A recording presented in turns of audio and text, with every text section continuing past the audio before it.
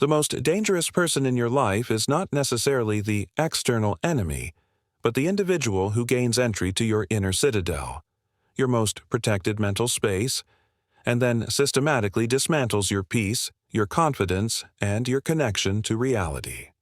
The classic narcissist is a master of this internal warfare. Narcissists do not announce themselves with a villainous monologue. They arrive wearing the mask of charm, competence, or need. If you do not know the subtle early warning signs, you are leaving your emotional and mental defenses unguarded. Stoic philosophy is not just about resilience after the fact, it is fundamentally about rational foresight and preparedness. We study human nature, the predictable patterns of irrationality, malice, and self-deception, not to judge others, but to protect ourselves. The philosopher's job is to see the world as it is, not as he wishes it to be. As Epictetus taught, we must concern ourselves with what is within our control, our judgment, our choices, our assent to impressions. But to exercise that control effectively, we must first recognize the uncontrollable nature of others. The narcissist's core disorder, their profound need for external supply and their incapacity for genuine empathy, is an uncontrollable external force. Our only defense is recognition and distance. I learned this hard truth in the tech industry, a competitive arena that attracts and rewards brilliant yet deeply flawed individuals. I once overlooked the early warning signs with a potential partner because I was blinded by his purported success and charisma.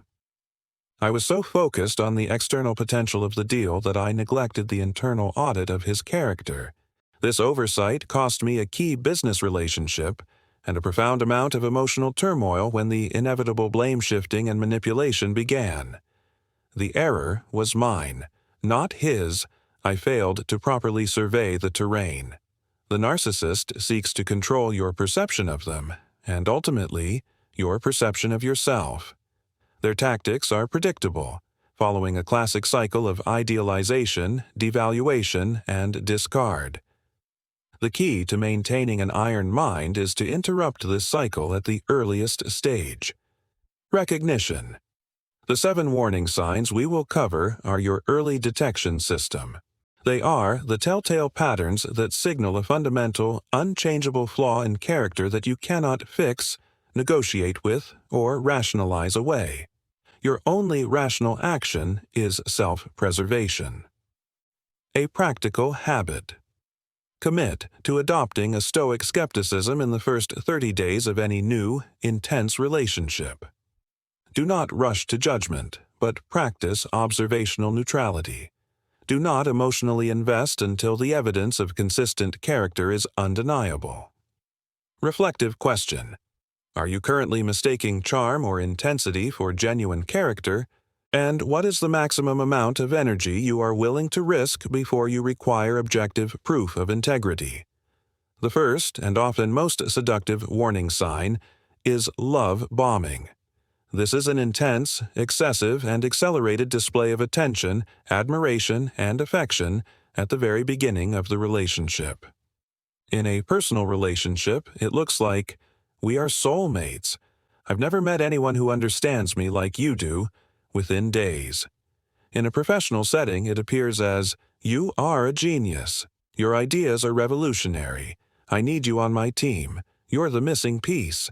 This is not genuine connection. It is a manipulative attention trap. It is the narcissist creating an immediate, high-dosage dependency. The rapid escalation of intimacy, praise, and gifts overwhelms your rational defenses and bypasses the natural, gradual process of trust building. They create a powerful, positive impression that you will desperately cling to later when the inevitable devaluation phase begins. The Stoic mind must subject this intense attention to a rational test. Is this attention sustainable, reciprocal, and founded on genuine knowledge of my character? Or is it merely flattery and need? Genuine connection is slow and reciprocal. It is built on shared vulnerability, demonstrated consistency, and a mutual focus on virtue. Manipulative attention is fast, excessive, and often focuses on external validation rather than your core values. Red flags in the first 30 days, excessive future pacing. They talk about huge permanent plans before you've even established basic consistency. Lack of historical depth. They reveal shocking, deep information about themselves while demanding the same from you. But they can't discuss your consistent character traits because they haven't been around long enough to observe them. They know your external image, not your soul. Isolation from the start. They subtly or overtly criticize the time you spend with existing friends or partners, suggesting they are the only person who truly gets you. Seneca warns against sudden, intense friendships, noting that trust must be earned through consistent action over time. When someone rushes you to emotional commitment, they are attempting to bypass the rational vetting process your character demands. A practical habit. When faced with intense flattery or attention, mentally apply the 2-month rule. Decide that you will not make any life-altering commitments until 2 months of consistent, modest, rational behavior has been demonstrated. Reflective question. Is the connection you are currently experiencing built on the solid foundation of shared values and demonstrated consistency, or is it built on the intoxicating but fleeting high of excessive flattery? The core of the narcissist's operating system is an inflated yet fragile ego that cannot tolerate the admission of a flaw or error. Therefore, a profound lack of accountability is one of the most reliable and persistent warning signs. A narcissist never apologizes genuinely. Their apologies are conditional, defensive, or immediately followed by a but. That shifts the blame back to you. I'm sorry I yelled, but you should know better than to push my buttons. This is not accountability, it is a veiled accusation. In their reality, they are never the root cause of a problem, they are merely the victim reacting to your incompetence, your sensitivity, or the world's injustice. If a project fails, it was your slow submission, the client's irrational demands, or the market's unfair volatility. If they violate a boundary, it was because you didn't communicate clearly, or they were under too much stress because of you. They are experts at externalizing fault to preserve the perfection of their internal self-image. For a Stoic, responsibility is the measure of character. The willingness to own your errors, to see them clearly, and to use them as fuel for self-correction is the highest form of integrity. Marcus Aurelius constantly subjected himself to this rigorous self-audit. The narcissist refuses to do this work. They cannot see their flaws because their ego is too brittle. Therefore, when you observe a consistent pattern of 0 genuine apologies and an immediate reflex to externalize all failures, you are observing a character that is fundamentally incapable of the self-correction necessary for a healthy, functional relationship of any kind. This pattern is a rational red flag that dictates your exit strategy. I had a crucial moment with that former business partner when a major deal fell apart. My first response was to audit my actions, but his was immediate rage and a 3-hour phone call detailing exactly how the client, the junior staff, and I were all responsible. When I presented my own errors as a starting point for correction, he dismissed them, saying, "Your problem is you take too much on." He was pathologically incapable of sharing the burden of fault. That moment taught me that you cannot build a successful venture or a peaceful life with a partner who operates on a foundation of perpetual blame. A practical habit. The next time a conflict or failure arises, observe the ratio of apology to accusation. A healthy response has a clear apology and an ownership of one's part. A narcissistic response has 0 ownership. Use this ratio as a cold, rational metric for evaluating character. Reflective question. How much of your current emotional energy is being spent trying to convince someone to accept responsibility for their actions? And why are you choosing to fight a battle for an outcome that is entirely outside of your control? The narcissist rarely engages you in a direct, honest conflict. Their preferred method of control is triangulation. introducing a third person, real or imagined, to manipulate the dynamic between you and them. Triangulation is the act of creating competition, rivalry, and jealousy to keep you perpetually off balance, seeking their approval and fighting a phantom threat. In a personal setting, they will compare you to an ex-partner, a friend, or even a fictitious competitor, subtly praising the third party's quality that they know you lack. My ex was so much more supportive of my career vision. In a professional setting, they will pit two colleagues against each other, praising one's efficiency to the other, ensuring neither is truly trusted and both are desperately vying for the narcissist's approval. The goal is to prevent a direct, stable, two-person dynamic built on trust. By introducing a third point, they ensure that they are always at the apex of the triangle, holding all the power and attention. Your focus is diverted from their character flaws to the competition you feel. The Stoic must respond by refusing to enter the triangle. This requires temperance and practical wisdom. 1. Recognize the bait. Acknowledge that the person or comparison they are introducing is irrelevant to your purpose. Your objective is not to win the narcissist as love or approval, it is to live a virtuous life. 2. Redirect to the controllable. If they say, "My friend Jane is so much more social than you are," your rational response is to ignore the comparison and redirect to your own purpose. "My commitment today is to my work on Project X. I am focused on my efforts there." 3. Maintain your integrity. Never speak negatively about the person they are using as bait. When you join the criticism or the competition, you have allowed the narcissist to recruit you into their game. Marcus Aurelius taught us to look upon our fellow man, even the flawed ones, with rational benevolence. Your emotional state is not for sale to the highest bidder of flattery. When you remain calm, indifferent to the competition, and focused only on your own disciplined effort, the triangulation tactic fails because you deny the narcissist the competitive energy they need to fuel their control. A practical habit. The moment a person introduces a third party in a competitive or manipulative context, verbally or mentally state, "This is irrelevant to my purpose."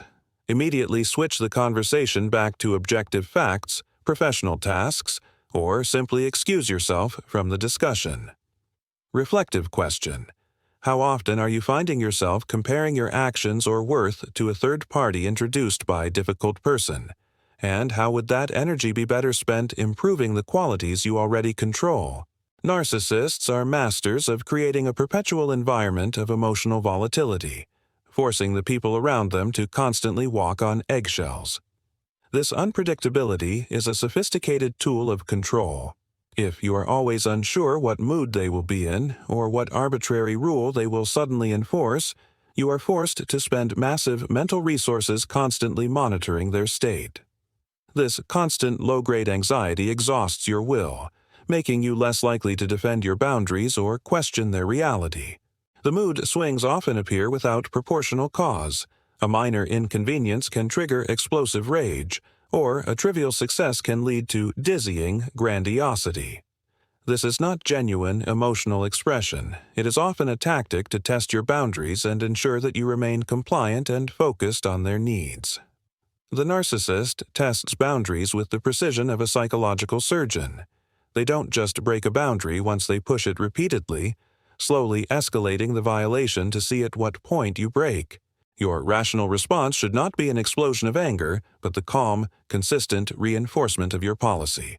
Example: you set a boundary. "I cannot discuss work after 7 p.m. Test 1. They text a non-urgent question at 7:05 p.m. Test 2. They call at 7:15 p.m., saying, "This will only take 2 minutes." The key is that you must enforce the boundary with strategic indifference, without anger, without justification, and without apology. Anger gives them the emotional fuel they seek. Calmness forces them to confront the rational, unmoving policy. When I was rebuilding my inner world after burnout, the most draining element was the unpredictability of a particular client. I spent every weekend anticipating his Monday morning email rage. I realized my anxiety was simply a reaction to my expectation of chaos. The moment I accepted his volatility as an uncontrollable feature of his character, like bad weather, and focused only on my consistent, professional response, the anxiety evaporated. His moods were not my problem, my reaction was. A practical habit. Identify the most predictable source of emotional volatility in your life. Pre-script your rational response to their next predictable meltdown. Rehearse the single, calm sentence you will use to exit the conversation or re-establish the boundary. The goal is to make your response automatic and rational, removing the element of emotional spontaneity. Reflective question. How much mental energy are you currently burning trying to predict someone else's unpredictable mood? And what would happen if you calmly accepted their volatility as a permanent, external condition that you cannot control? Narcissism is rooted in a profound sense of grandiosity and entitlement. This is the belief that they are fundamentally special, superior to the rules that govern others, and deserve automatic deference, praise, and special treatment. This manifests in two primary ways. 1. Exaggerated self-importance. Their stories are always bigger, their suffering deeper, their achievements more profound. They interrupt constantly to redirect the conversation back to themselves, and their advice is often a thinly veiled lecture about their own superiority. They may talk about having connections to the elite or possessing unique, unrecognized genius. 2. Expectation of special treatment. They expect rules to be bent for them. Late deadlines, skipped cues, preferential service, or special privileges. They react with disproportionate outrage when they encounter a rational boundary or a setback, viewing it not as a normal part of life, but as a cosmic injustice directed specifically at their unique personhood. The most critical philosophical failing of the grandiosity is the near-total lack of empathy. Because they view others as props in their own grand narrative, they cannot genuinely relate to the internal world or suffering of another person. Their response to your pain is usually, one-upping. That's nothing. Listen to what happened to me. Blame. Well, you wouldn't be in this situation if you had listened to me. Complete indifference. A quick, obligatory acknowledgement before shifting the conversation back to their own concerns. From a Stoic perspective, this lack of empathy is the hallmark of a deeply dysfunctional character. The virtue of justice requires you to see others as rational beings deserving of fair treatment and genuine regard. The narcissist cannot do this. You cannot appeal to their conscience because that conscience has been suffocated by their own ego. This is a red flag you must treat as non-negotiable. A person who cannot empathize with others will inevitably treat you as expendable the moment your usefulness to their ego expires. A practical habit. The next time this person relays a personal story, ask a direct, open-ended question about the feelings or perspective of a third party involved. Example: That sounds difficult for you. How did your employee, partner, friend feel about that situation? Observe the reaction. A functional person will offer genuine insight. A narcissist will likely dismiss the third party's feelings and redirect back to their own heroic role. Reflective question. Are you surrounding yourself with people who view you as an equal partner in the pursuit of virtue, or as an admiring audience for their own inflated sense of self-importance? Gaslighting is perhaps the most insidious tactic because it directly attacks the only reliable thing you possess: your own rational judgment and perception of reality. Gaslighting is the act of denying what you know to be true, making you question your memory, your sanity, and your very perception of events. You remember a commitment. They deny ever making it, with absolute confidence. I never said that. You must be confusing me with someone else. You recall an abusive incident. They deny the event, minimize its impact, or claim you provoked it. You're too sensitive. That never happened. You are always blowing things out of proportion. The purpose is to erode your confidence so completely that you become entirely dependent on their reality, effectively putting them in charge of your mind. The most important virtue in Stoicism is practical wisdom, the ability to apply reason to daily choices and discern truth from falsehood. If you allow someone to convince you that your own memory or senses are unreliable, you have surrendered your most sacred, controllable asset, your reason. The defense against gaslighting is the journaling of facts. 1. Document immediately. The moment an important conversation, agreement, or conflict occurs, document the facts, who, what, where, and when, in a private, secure journal. Use facts, not feelings.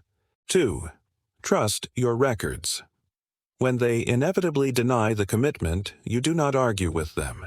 You consult your external record. You say calmly, "My records indicate the agreement was made on Tuesday at 3:15 p.m." You don't engage in the debate over why they lied, you simply assert the objective, documented fact. 3. Refuse to self-doubt. Never allow their denial to make you question your own rational process. Your inner monologue must be, "My logic is sound, my memory is documented." Their denial is merely an external projection of their own dishonesty, which is not my concern. You cannot win an argument with a gaslighter, but you can refuse to let them take your mind hostage. Trust your own documented reality over their manipulative fiction. A practical habit. Practice the skill of sticking to the script. If a gaslighter tries to pull you into a debate about your memory, repeat one single, rational phrase. "I understand your perspective, but my records indicate X. I will proceed based on X. Do not waver." Reflective question. Are you currently debating the validity of your own memory with an external source, and what is the single, non-negotiable fact you must assert today to reclaim ownership of your reality? The final, deeply concerning warning sign is the attempt to isolate you from your external support systems. The narcissist understands that your rational friends, supportive family, or trustworthy colleagues are threats to their control, as they represent independent voices who might expose the truth of the abusive dynamic. This isolation is a deliberate strategy to create dependency. If they can cut you off from objective feedback, they become the sole source of information, validation, and reality, making their gaslighting and manipulation efforts exponentially more effective. Criticizing your relationships. They find flaws in every person close to you. Your brother is too negative. Your friend is secretly jealous of your success. They don't really support your goals. The goal is not honest concern, but to sow seeds of doubt. Creating time demand. They demand an ever-increasing amount of your time and energy, leaving you exhausted and feeling guilty for spending time with others. Sabotaging events. They might create a crisis just before you're about to see a supportive friend, or subtly undermine your plans to ensure you stay home, focusing on their needs. The Stoic mind must view this as an attempt to breach the walls of its inner citadel by cutting off the supply lines. Your supportive relationships are your rational mirrors. They are the external checks on the narcissist's warped reality. Your defense is an act of courage and justice. You must consciously, rationally commit time and energy to those who genuinely support your virtue and integrity. Defending your friendships is defending your own sanity. My own wake-up call came when my closest friend, a grounded and wise man, voiced gentle concern about the volatile nature of my business partner. I initially defended the partner, a sign that the manipulation was working, but my friend held firm. He wasn't aggressive, he was merely a consistent mirror of rational perspective. That moment, and my choice to trust his objective view over the narcissist's narrative, was the beginning of my exit. A practical habit. Create a support audit. List 5 people in your life who consistently encourage your rational behavior, your honesty, and your peace. Commit to reaching out to at least 2 of them this week without mentioning the narcissist, just to reconnect with an objective, healthy perspective.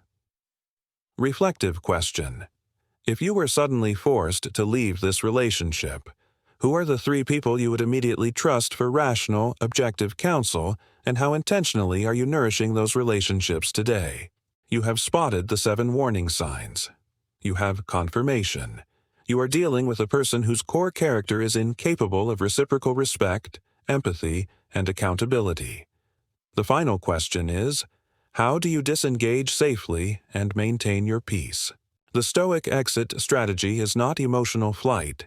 It is a rational disengagement designed to preserve your most valuable asset, your inner tranquility. Your first step is the philosophical acceptance that you cannot fix them, change them, or reason them into accountability. This is an external factor, and you must treat it as such. Any attempt to engage in one final, clarifying, emotional debate is futile and will only lead to further erosion of your peace. The only thing you control is your own withdrawal. If immediate physical or professional distance is impossible, you must become the gray rock. This is a behavior strategy where you make yourself as uninteresting and non-reactive as possible. Reduce emotional fuel. Give minimal responses. Remove personal information. Share no details about your feelings, fears, or plans. Focus on objective tasks. Redirect every conversation back to objective facts or necessary tasks. The goal is to provide zero narcissistic supply until they lose interest and seek supply elsewhere. Once you have created distance, the boundary must be absolute. The narcissist will attempt to hoover with emotional appeals, fake apologies, or sudden grandiosity. This is your final test of temperance and courage. Your rational commitment must be to silence and non-response. Do not respond to texts, do not answer calls, and do not engage in online drama. You are not being rude, you are enforcing a rational policy for self-preservation. Every single response is an invitation for the cycle to begin again. The ultimate Stoic victory is not the confrontation, it is the unmoved soul. It is the ability to walk away from the chaos and say, as Epictetus did, it is not events that disturb people, it is their judgments concerning them. By disengaging, you eliminate the event, and therefore the possibility of an irrational judgment that destroys your peace. Your peace is non-negotiable. Defend it with the discipline of a soldier guarding a fortress.